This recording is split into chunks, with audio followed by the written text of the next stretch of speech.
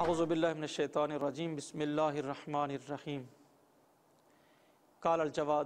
علیہ الصلاۃ والسلام من زار امتی بقوم وجبت لہ الجنہ۔ حضرت امام جواد علیہ الصلاۃ والسلام نے ارشاد فرمایا، جو بھی میری پھوپھی فاطمہ معصومہ سلام اللہ علیہا کی قوم میں زیارت کرے اس کے اوپر بہشت واجب ہے۔ تو زیارت کی فضیلت فقط ایک معصوم سے نقل نہیں ہوئی ہے، زیارت کی اہمیت فقط ایک معصوم سے نقل نہیں ہوئی ہے، بلکہ حضرت امام رضا علیہ الصلوۃ والسلام سعد کو یوں فرماتے ہیں کہ اے سعد، ہماری ایک قبر ہے تمہارے درمیان، جو اس قبر کی زیارت کرے گا، لیکن شرط یہ ہے عارفاً لمنزلتہا، اس کی شان کی معرفت حاصل کرنے کے ساتھ وجبت لہ الجنہ، اس کے اوپر بہشت واجب ہے۔ تو سعد نے کہا، اے مولا، آپ کی مراد کیا ہے؟ کیا آپ کی مراد حضرت معصومہ سلام اللہ علیہ ہیں، جس کا نام حضرت زہرا سلام اللہ علیہ کے نام پر ہے؟ فاطمہ معصومہ آپ کی مراد ہے؟ تو امام رضا علیہ السلام نے فرمایا، جی، جب آپ اس کی معرفت رکھتے ہوئے اس کی قبر کی زیارت کرو گے تمہارے اوپر بہشت واجب ہو جائے گی۔ اور پھر ارشاد فرمایا، زیارت کرنے کا طریقہ بتایا، اور سب سے پر اہمیت نقطہ یہ ہے کہ خود امام رضا نے اپنی بہن کی زیارت کا طریقہ بتایا ہے، اور ارشاد فرمایا، جب آپ جائیں میری بہن کی قبر کی زیارت کے لیے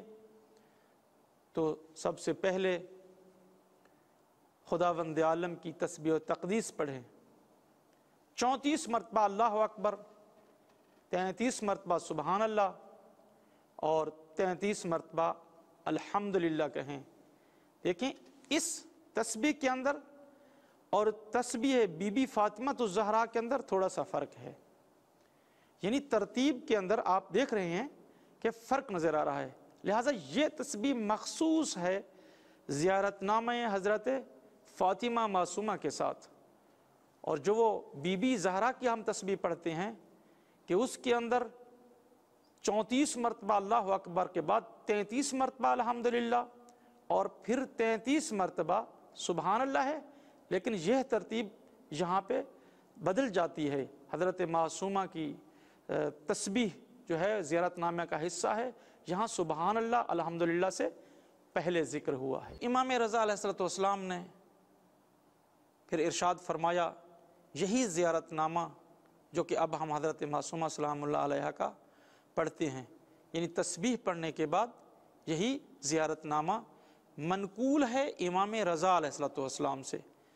دیکھیں، بہت سے زیارت نامے علماء نے نقل کیے ہیں، علماء نے پڑھے ہیں، لیکن یہ وہ زیارت نامہ ہیں جو کہ خود معصوم سے نقل ہے، تو اس کی اتنی اہمیت ہے کہ خود معصوم نے حضرت معصومہ کی زیارت پڑھی ہے، لہذا بی بی کی زیارت کی بہت اہمیت ہے، بہت فضیلت ہے۔ حضرت امام جعفر صادق علیہ السلام بھی ارشاد فرماتے ہیں کہ اللہ کے لیے حرم ہے اور وہ مکہ ہے، رسول اللہ کے لیے بھی حرم ہے اور وہ مدینہ ہے،